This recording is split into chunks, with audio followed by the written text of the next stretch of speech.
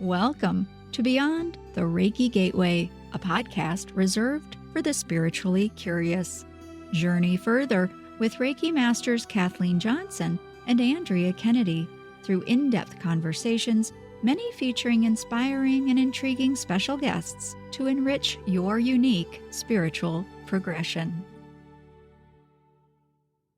Welcome to this episode of Beyond the Reiki Gateway, a podcast for spiritual seekers. I'm joined today by Ron Baker, and I want to tell you a little bit about Ron before we get started. After walking away from a career in the performing arts to focus on guiding individuals into a surprising new approach to personal transformation, Ron Baker has spent 25 years as a bioenergetics therapist, healer, speaker, and now best-selling author. He has nurtured thousands into meaningful empowerment through his school of self-mastery and inspired millions to come together for worldwide events that he's led from sacred sites all around the globe. You can learn more about Ron on his website, ronbaker.net. Ron, I am so thrilled to have you here with us today and be able to share you with all of our listeners. Thank you so much for inviting me. It is a pleasure to be here.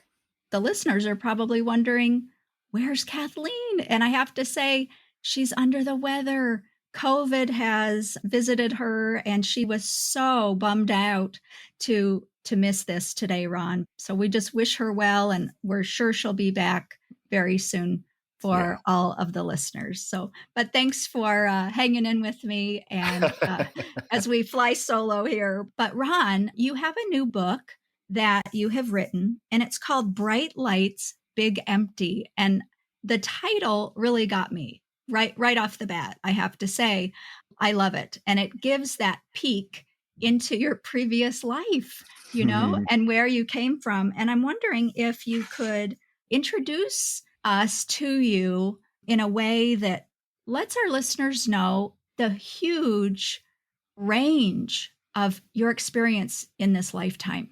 What did you do before you were a bioenergetic therapist? Well, I can say that in order to understand the title of the book, I'll give a brief overview that starts a little bit in childhood. When I was a little kid, I was very curious to understand life and how it all works. And I was so frustrated that a lot of the answers that I was being given did not resonate as truth for me. And I had certain inherent challenges like we all do in childhood, such as having a father who never said anything to me in 13 years of living in the same house. And so when I,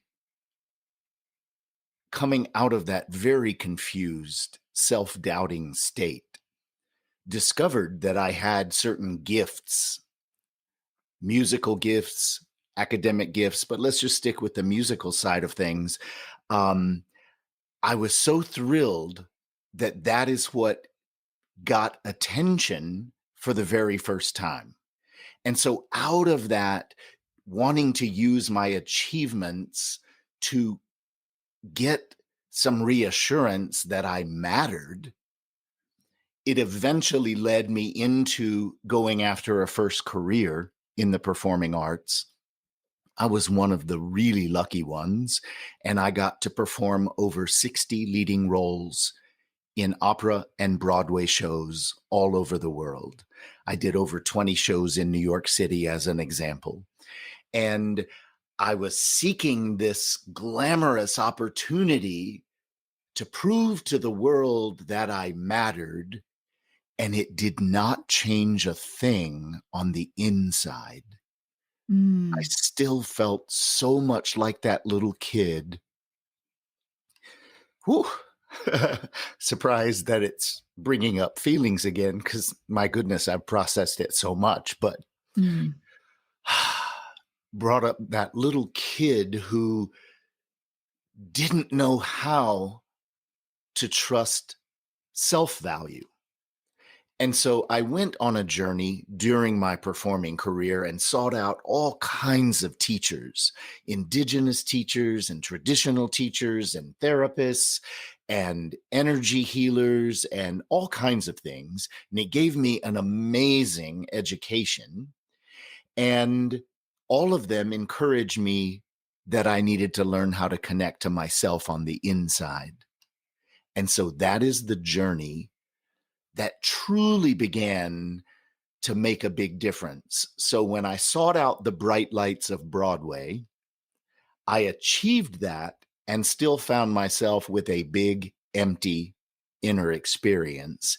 And the book is about the journey that we can all take to learn how to connect to our inner, most authentic self, and the transformation and step by step process that I take you through that I went through with my primary teacher, and the depths of potential that it opened up, and the beautiful centerpiece of self love and self value that it led me to. So, there you have an intro. Yeah, I love it. And I have to say, I read the whole book, Ron, and I Mm. loved it. I loved it. And I can't really say why I loved it because it's multi-layered. Mhm. The honesty and all that you reveal in the book, the profound personal nature of your experience, and also the vividness that you share about some of these memories. You tell it today with a wisdom that shows this journey that you've made. And in writing the book, you share with us that perspective, looking back through a lens of love and through a lens of wisdom.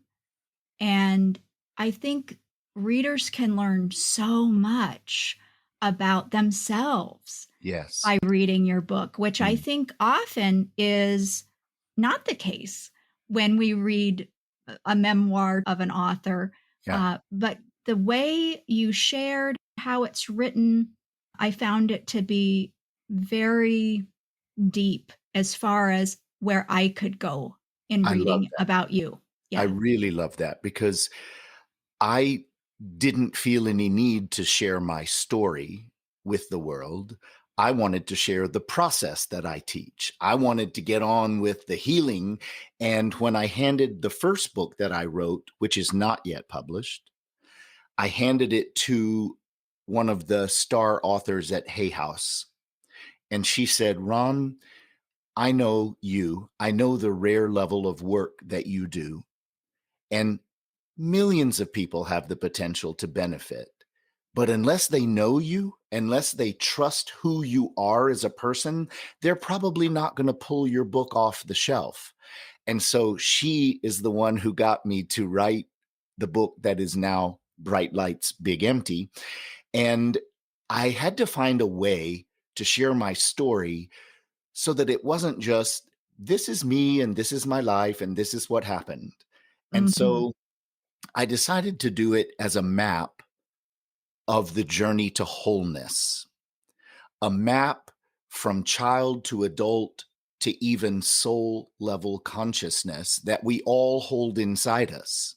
Mhm. And so rather than jumping into my childhood from a linear process, I take the reader back with me going inside to revisit my childhood with my adult capacity to understand it and to nurture it and to respond to it and to create like a reparenting of my own nervous system.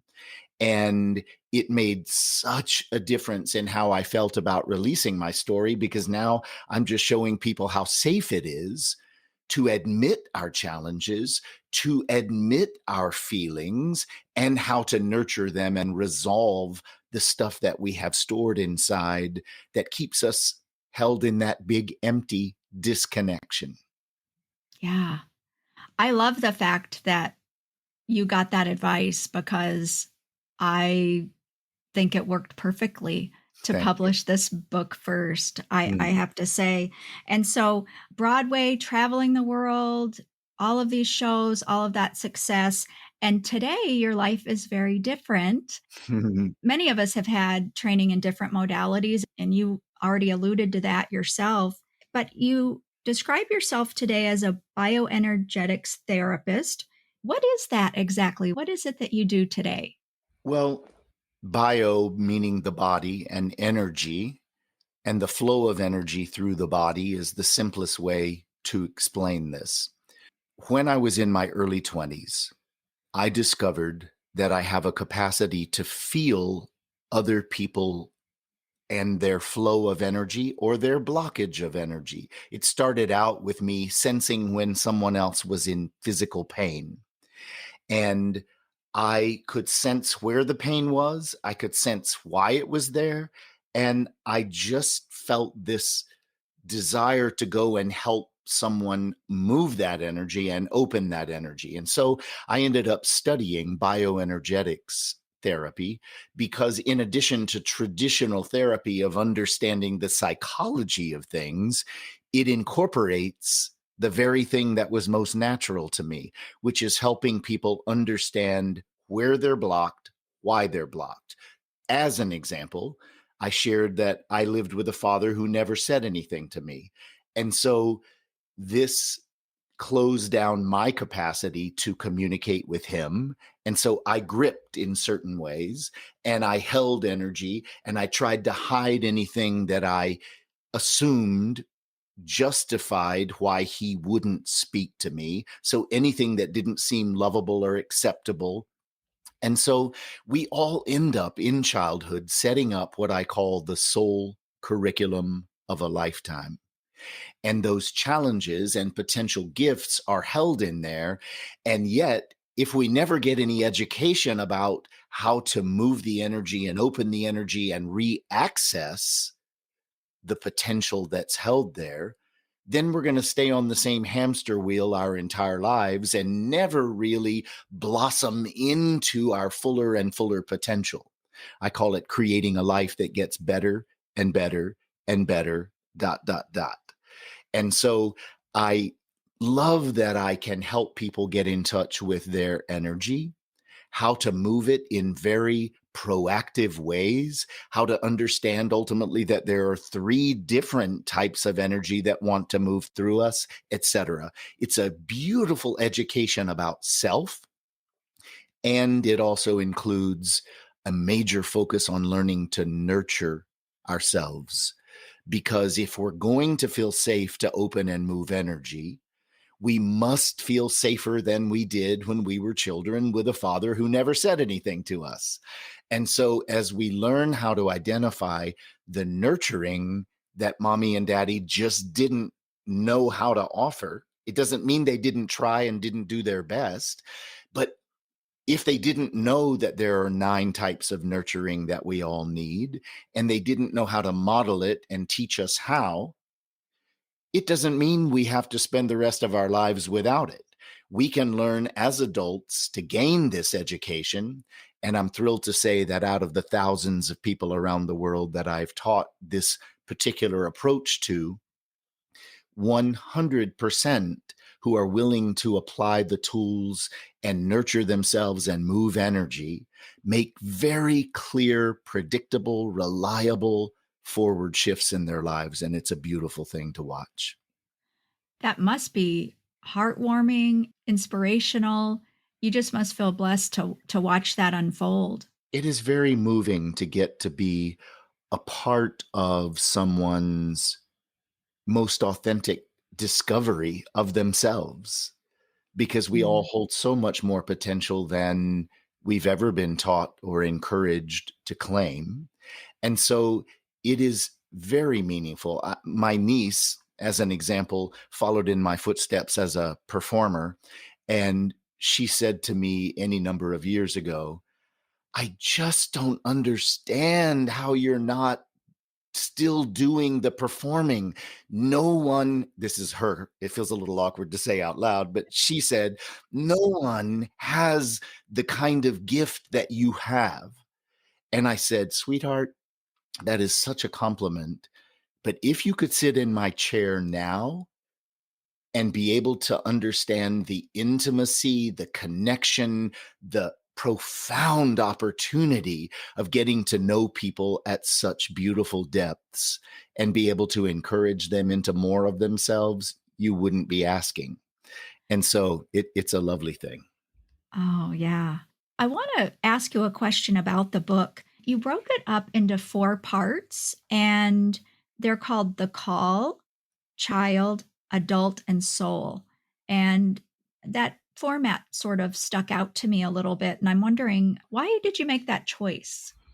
Well, the process that I teach is one that reveals as many clear maps as possible. Because when we have clarity, we can feel safer to take next steps.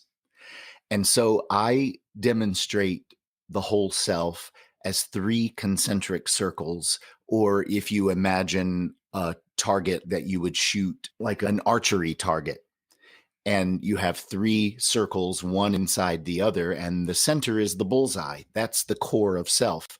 Well, we have awakening from that core, 3 stages that we are meant to move through. The first at the center is child.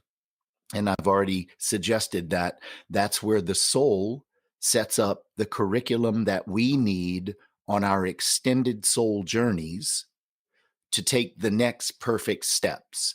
And so I needed to set up the situation with my father as one example, because that was going to set me up for the trajectory that would get my attention. Him not nurturing me in any way brought such focus to what was missing and the nurturing that I needed to discover. And so I then moved into adulthood seeking the alternatives to what had been missing, the whole thing being guided from the soul. And so when we set up that curriculum in childhood and we end up with fear, shame, and judgment, accumulated experiences that are so confusing and hurtful, and we doubt ourselves, we doubt our value in one way or another, it's so easy to get stuck in child. And even though we grow into adult bodies, we're still ruled by the decisions that we made, or not wanting to repeat the same pain, the painful experiences that we had. And so we end up very ruled by fear, shame, and judgment. And even though we put on the mask of an adult, we don't live in the freedom and the empowerment and the clarity and the I know how to make a real difference in my own life, and I'm just taking the steps. We don't understand that journey. And so I wanted to point out that we do have these distinct stages. The first one I name in the book, which is the call, is sort of the wake up call that got my attention. I was performing at Lincoln Center, and that awesome opportunity was when I finally became disillusioned that there was never, ever going to be an achievement big enough that it would erase the self-doubt and inner insecurity that I carried. And so at that same time, I met a profound person named Robert, who became the first seeker I had ever met, who wanted to go on the same journey that I was on. And a few months later, we ended up meeting our most profound teacher, who introduced thousands of hours of education that really gave us the clues we needed. And so I introduced those 2 players to the reader at the beginning of the book, just like I did at my wake up call. And then I take you through the journey of me moving through a revisit of childhood into the discovery that as adults, we have so much opportunity to decide who we're going to become if we have a clear education about how to transcend the fear, shame, and judgment. And then the third or fourth segment of the book is all about the fact that the planet is moving through an awakening unlike anything we've ever known. And if we just look back at the last 30 years, we have expanded more in consciousness in 30 years than we have in thousands of years. Why is this the case? Again, we return to energy. Energy is moving and awakening us into a level of evolution on the planet, just like our own childhood introduces a movement of energy that moves us into puberty and adulthood that changes the level of capacity. a very similar kind of movement is happening on the planet. And energy is attempting to expand us into more that is possible. And we're seeing that like from the internet and from all of the inventions and things that we understand and have. We have cell phones. The technology is profound. However, it has also accelerated the fear and resistance on the planet. And we have a higher rate of physical disease than ever. We have a higher rate of people on antidepressants because they don't know what to do with their feelings. They don't know how to process. And this movement of energy is bringing all of that up. And we so desperately need this education that will allow us to work with this energy so that it becomes an accelerated expansion and not an accelerated breakdown. Profoundly said, Ron. And I couldn't agree more. This reminds me of something. I seem to recall that when you were young, you felt as though you were being prepared, I think is how you put it in the book. You were being Mm, prepared for something and you didn't know what that was. I have to say, I felt the same way mm, as a child. My feeling was that this was the time to be alive, that I was going to see a huge something in mm, this lifetime. And there was an excitement about it, but it was a distinct feeling that this time was unique. Never before had anything like I would witness in my lifetime. Never before had that happened, that this was something very, very special. Did you have a similar feeling about that? yes is the answer that is simplest. For me, it came more as this inner knowing that there were deeper answers that would allow life to make sense. Mhm. And when I would hear, just even from the simplest concept that we only get one lifetime, and I Mhm. would go, I don't understand that. If that's true, why is it so random? How is that possibly fair that one person lives for 3 months and another person lives for 100 years?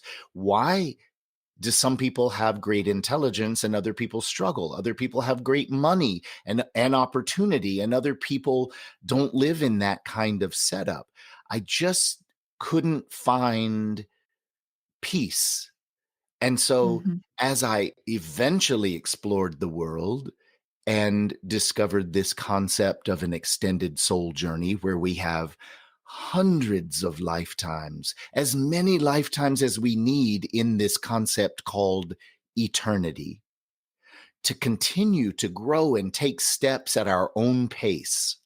And then I looked at the world and I went, oh my gosh, it makes so much sense. Everybody is simply in the setup that they need at the level of school, soul school, that they Mhm. are in. And they have the particular challenges and the particular gifts that bring their focus to what they need, just like I was discovering I did. And so I had more of a feeling that there were clearer answers. And I certainly felt a little strange saying out loud, I feel like I'm being prepared for something. And I think it was being prepared for this profound education I received and prepared for the opportunity to eventually, as you said in the opening, lead these journeys to sacred sites like the Great Pyramid, Machu Picchu, Peru, Tibet, etc., and lead these worldwide meditations and focuses where the energies were downloading and accelerating, and it gets, almost like science fiction very quickly. Well, it Mhm. sounded like that to me when I was first getting this education. So perhaps I need to put out the fact that the teacher that came through was Robert opening one of his gifts, and he discovered that he had the capacity to channel. Archangel Gabriel came through. And though it was new for me, I was just thrilled to see if there was anything to it and to discover that the depth of the nurturing, clear, step by step information and the understanding about what's happening on the planet and why, and what the opportunity that you felt as a child and that I sensed in some ways as a gorgeous education about life and self, both have proved true. And Gabriel has provided this gorgeous outline and overview that I pass on in the book. Mhm. And it doesn't matter to me whether you believe that I've spoken to an archangel for 33 years now. It doesn't matter. What matters is the information. And if the information, which has such practical, beautiful, step by step quality, makes a difference in thousands of lives, then okay, I am talking to some wise being that I fully believe is Archangel Gabriel. However, again, what matters is that we're able to enhance the quality of our lives. And I know 1,000% that is entirely possible. I couldn't agree more. You touched on a couple of things, the science fiction nature and to say Archangel Gabriel. Those are some big concepts, but Mhm. I love how you said it's all about the message and you invite people to trust themselves, to Hmm. trust their inner wisdom and their inner feeling. And when we do that, we can feel if the message resonates or not. Big time. Does the message resonate? Is there truth for it? And really, to me, that's the purest way to learn. Yes. And that is our trusted resource that everyone has is that inner knowing. Yes. And that's our compass. Now, you've mentioned Robert and Archangel Gabriel. Can you share with our listeners about that so called chance encounter on the bus?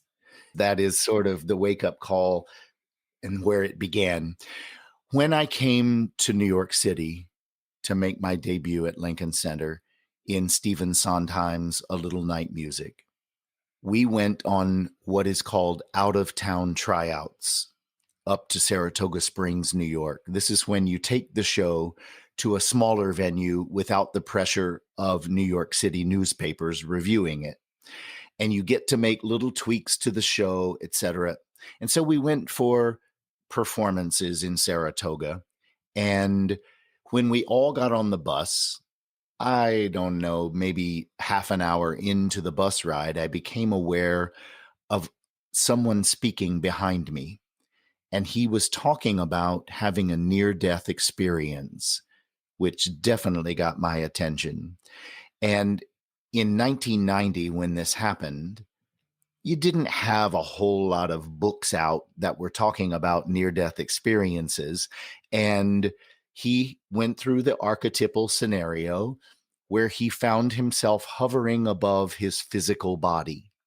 I now know that that's his astral body, but we're not going to go into all that today. So his astral body is floating above his physical body, which he can see. And then he goes through a tunnel of light. And this tunnel of light led him to a space where he felt more connection, oneness, peace, love in ways that were so far beyond anything he'd experienced before.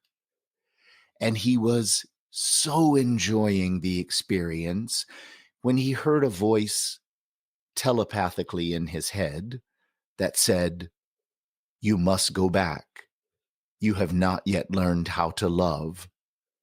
At which point he found himself coming into consciousness in his physical body, which had become paralyzed as he was making the transition, and he now had mobility.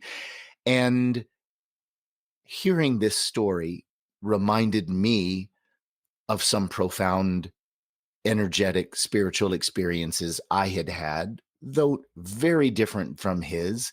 And I knew, listening to the inner intuition, or green light, as I call it, that said, "This is an important moment. You need to pay attention." And so I turned around and I said, "I don't know who you are, but I know that I'm supposed to talk to you." And that is what began 22 years of a profound friendship, connection, soul brother, shared journey into realms that we had no idea were going to begin on that fateful day on the bus. Oh my goodness. The places you all went together, Yes. is just absolutely fascinating. Robert began to channel Gabriel as a trance channel, meaning he didn't remember a single thing that was coming through. And that is because he wasn't nearly as clear. He hadn't gone through his healing process. And so he needed to get out of the way in order for the purity of the information to come through. And so it's sort of like going to sleep and the energy of Archangel Gabriel being able to use his vehicle to share. So about a year to 2 years later, I discovered through some beautiful synchronicity that I could hear. And I got it very differently. And I'm actually going to share it more of the story than I get to share in the book. Oh, great.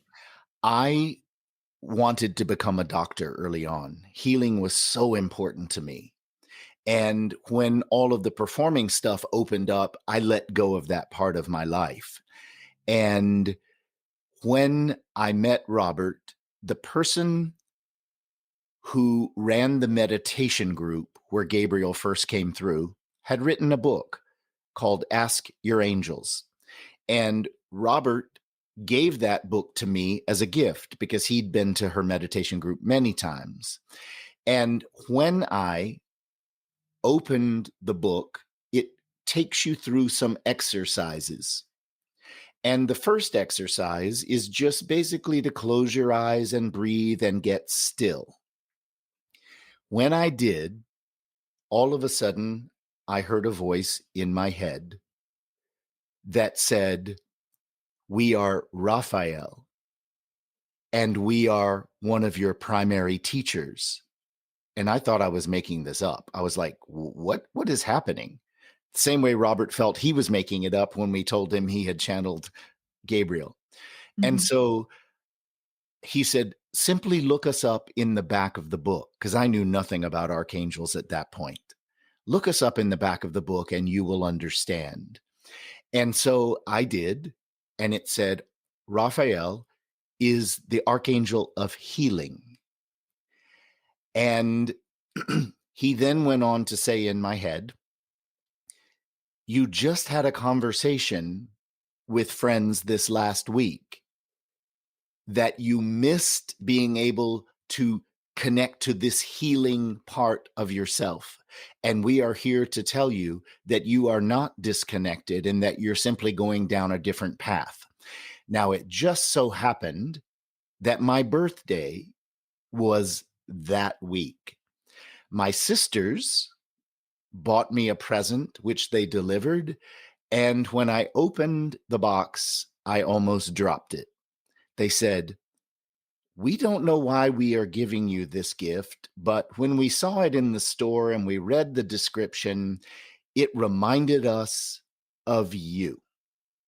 And I was like, okay. So I opened the box, and there is a gold framed picture of Archangel Raphael.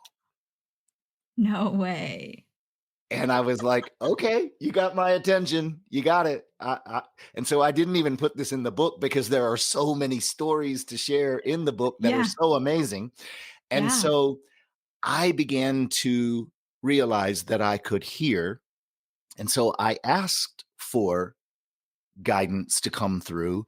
And Gabriel was one of the ones who came through, and he said, Dear one, which is how he addresses everyone, Dear one, we would be more than happy to come through you as well. And I said, well, please come through me and talk to me personally. But Robert is so gifted in the way he is channeling, and my gifts have been taking the information and putting it into linear practical format so that we can apply it to ourselves. And eventually we started sharing it with other people. And I don't want to mess up the division of responsibilities. And so I kept channeling on my own and I just didn't tell people. Robert knew, but I didn't tell other people. And so thank goodness in 2013, when Robert passed away, I was able to then make people aware that I could continue bringing through the messages that had been occurring. And even though I naturally think Robert was so brilliant at it, there's no way anyone is going to be that gifted, but I am thrilled that the messages still come through. Yes. Oh, I understand it more fully now. I thank you so much for sharing that. I think a lot of our listeners might be intrigued by this concept. Do you hear words? Is it just a knowing that you put into words? Hmm. Can you describe that a little bit more? Well, what I think is important to say is that I don't know any two people who channel who do it exactly the same way. Hmm. I almost didn't believe that it was happening because it wasn't the same as Robert. And Mm. so I wouldn't want other people to think they have to get it the same way I do. However, for me, when the energy connects, it's like me connecting with you in this room right now. If I closed my eyes, I can still feel you. I can sense you as a personality, and you feel very different than Sally, Fred, and George. You feel like Andrea. And so that is the same when one of the energies speaks to me telepathically, because telepathy is entirely possible, even with humans. Mhm. There are plenty of practical examples to give on those things, but this telepathic connection is the same way a radio receives energy and information that floats through the air and is picked up by a receiver. Mhm. We have that capacity inside ourselves as well. And so I basically hear the words, but when the words started coming so fast that I couldn't type them as fast as they were coming through, and I didn't want to miss any of the messages, I said, you know what? I think I'm going to listen and start repeating what is said out loud so I can record it. And then eventually the listening and the speaking synced up.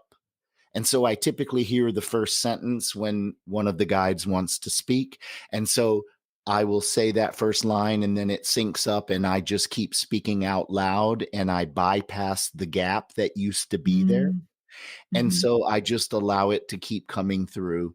And the reason I know it's true is because sometimes they say things about me that I wouldn't want to admit out loud, and yet the Oh, words just keep on coming out. oh my goodness.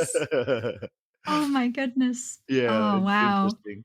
It seems that more and more people are channeling Yes. these days, and I think perhaps that goes to what you were talking about earlier about this awakening and how everything's just accelerating and our potential, and these times are so exciting. Uh, Yes.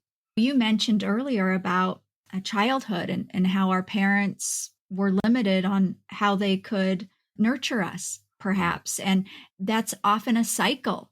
And this time that we're in, don't you feel as though it's a time of breaking that cycle through the work that you're doing, educating and helping people so that as they nurture themselves, as they heal, as they gain this awareness, they can help raise the children of today from this healed place, from this aware place.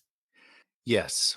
So, in order to put this in practical terms, all we have to do is look at the lifetime we've lived so far.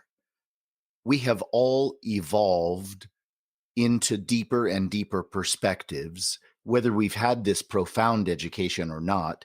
All you have to do is look back and go, did you feel the same way? And did you see everything the same way when you were in 10th grade, like you did when you were in second grade? No. so much more awareness and experience informs us, so much more of self awakened in puberty. And so if we then go, okay, in 10th grade, I was wiser. Well, now look at 28, 38, or 58. Have you not grown and expanded from experiences? And so evolution does not have to be this scary, what does it mean and what would it be? Well, we've never known what the next year, grade, or stage would be. And yet, more and more potential has continued to be discovered. If people will embrace the fact that this is already a familiar experience, and then they say, well, let me make the most of the time that I have here and let me seek out the education that will allow me to not continue to be ruled by the child part of myself who imagined that those decisions were a matter of life and death.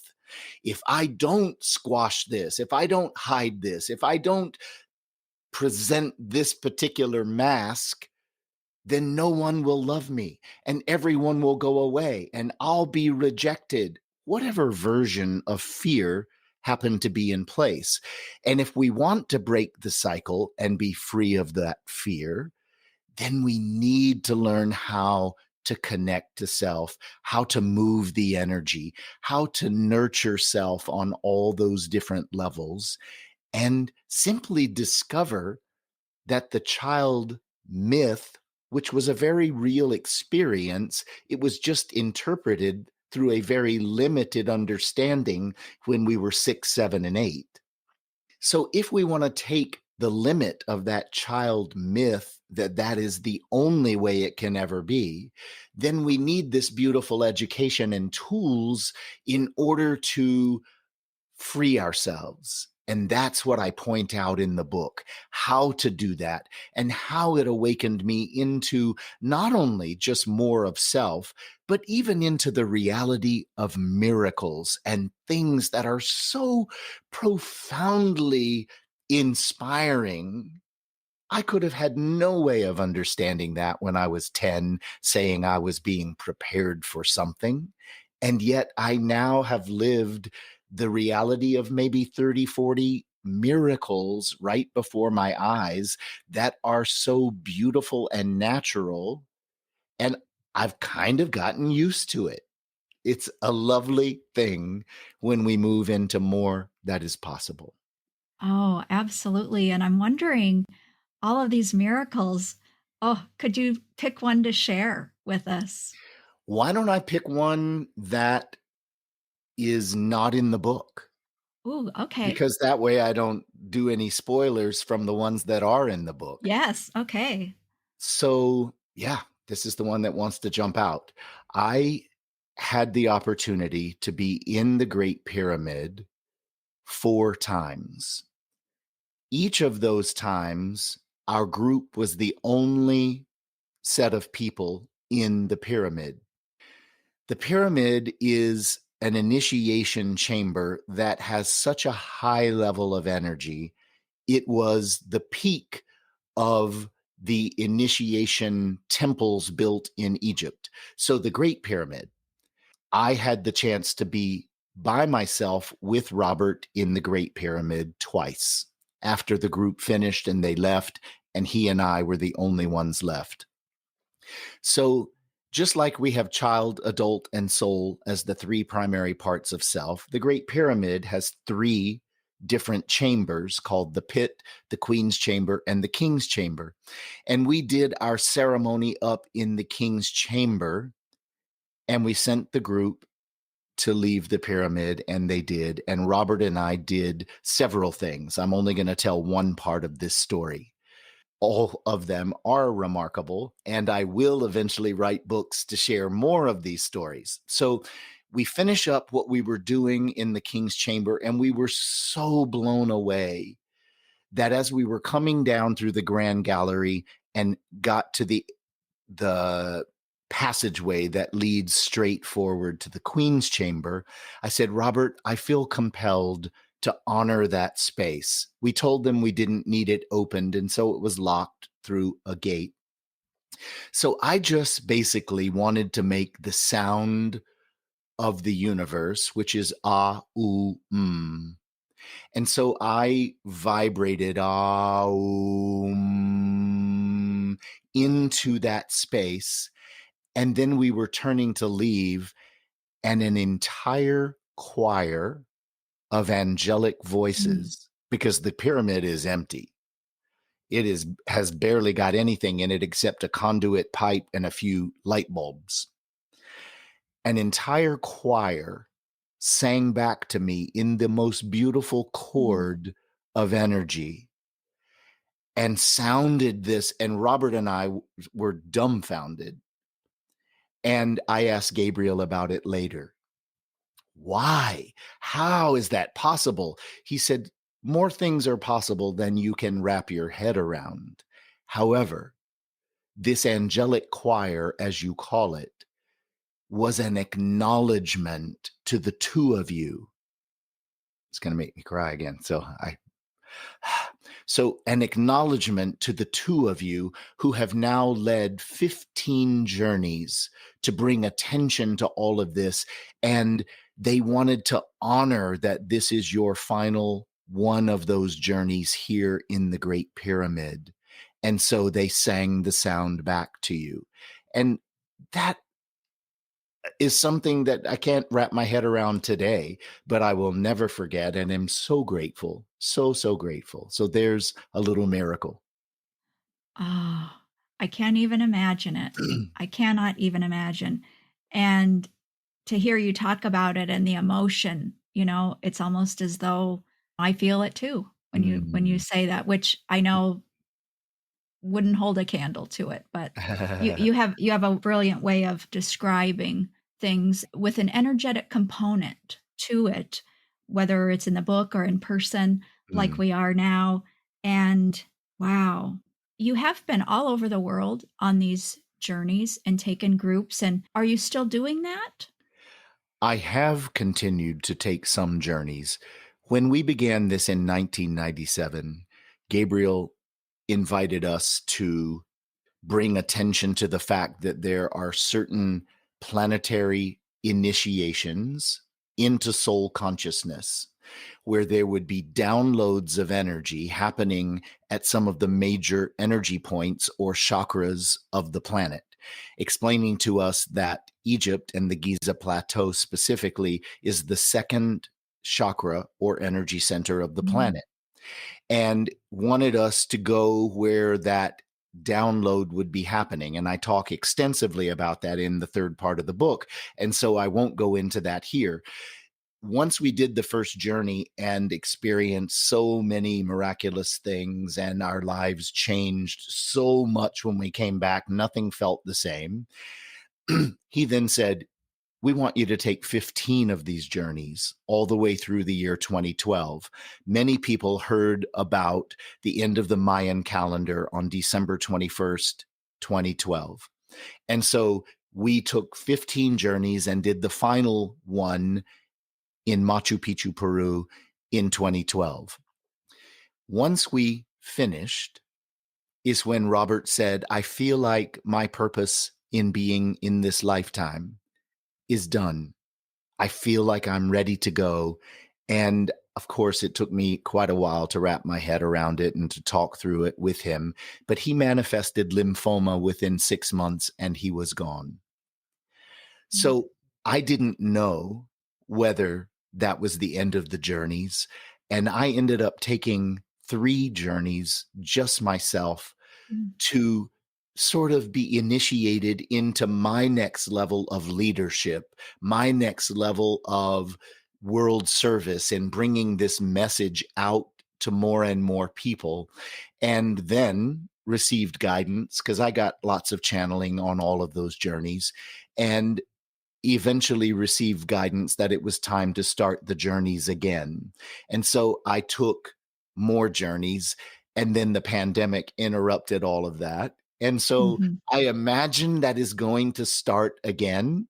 I just, in getting this book out and beginning this launch from my website with a new membership site and various things, have focused there. but I feel sure that more journeys will now begin again. I wanted to ask you a little bit about the pandemic from your perspective and from the messages you've received. Is there anything that you might share with us with Yeah. that regard in these times that we're in? Yes. Basically, I think it was the first of many wake up calls and planetary interruptions of what has been familiar. Because we have the internet, we are now able to be aware of most of the planet at any given time. And this was a first, a planetary interruption that put people on more of a level ground. The virus did not discriminate, it just Mhm. made its way through the population.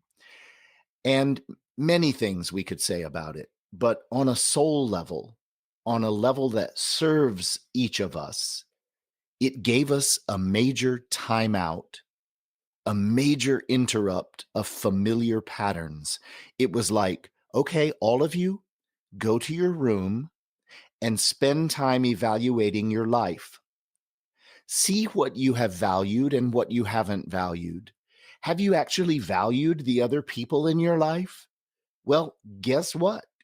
You're going to get a chance to see what it's like without most of those people and to evaluate what serves you, what no longer serves you, to actually take the time to interrupt some of the busyness and the hamster wheel quality of your life and to discover where you're stuck in fear and shame, where you know how to value, and do you have a relationship with yourself, or are you going to go to your room and discover that you have no idea how to connect to self? So, all of this on a soul level was majorly informative. And we discovered a whole lot of division, mistrust, duality, opposing sides. If you don't agree with me, I'm going to cut you out.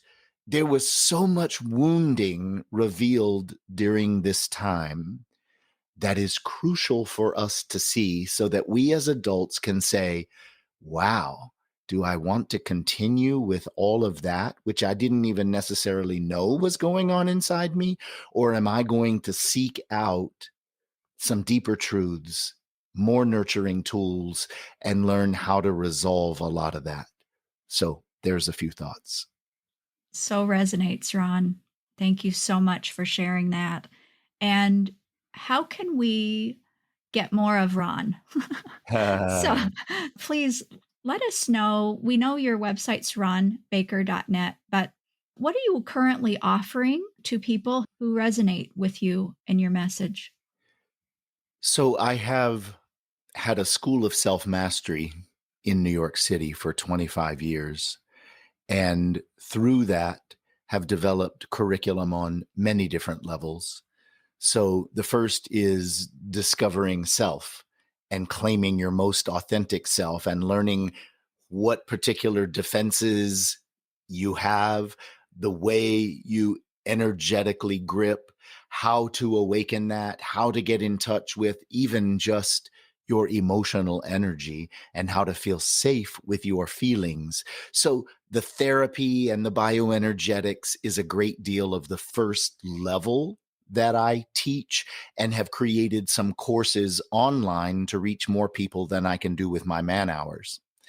And then the second level of that training, it could be called ascension training, ascension into soul consciousness training, where I teach people how to awaken 12 power centers in the body that are connected to the endocrine and nervous systems, and how to awaken into an awareness that we are multidimensional beings, but not in a very woo woo way, a very practical way of understanding how that energy connects and what it wants to awaken and what are the 12 levels of the light body and so many things that are the higher potential that prepare us for what this entire stage of evolution is about: the awakening and integration of soul consciousness for the first time in the history of the planet for mass consciousness.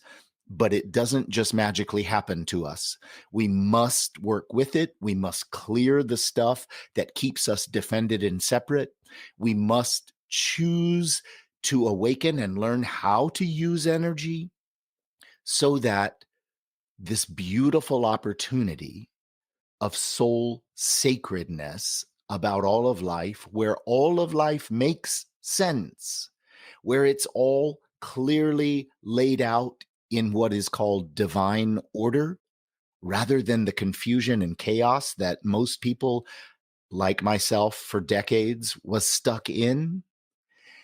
And so that is the second tier. And then the third tier of training that I offer is teaching people how to do what I do. And that Mm. is becoming practitioners of light ascension and this bioenergetic approach. And so there are ways for people to get involved, even just from the simplest way, which is to join the membership site, where I offer just a simple focus once a month for you to apply to yourself in a very practical, nurturing way that will make your life add 12 layers of improvements in 1 year. Think back to recent years, and can you say that is true? And I do all of that for a tiny bit of investment. But there are lots of ways that you can begin to look at blog posts or podcast episodes or whatever at the website. Thank you for explaining that and putting out the invitation to us all to commit and to show up for ourselves and go deeper. I just want to thank you for being with us and for sharing a little bit about who you are. And it's been an honor to talk Thank to you. you. Thank you so much. The same back to you. Thank you for being so open and willing to create a platform to reach lots of people. It's our pleasure here. Thank you again. Awesome. We thank you again for joining us.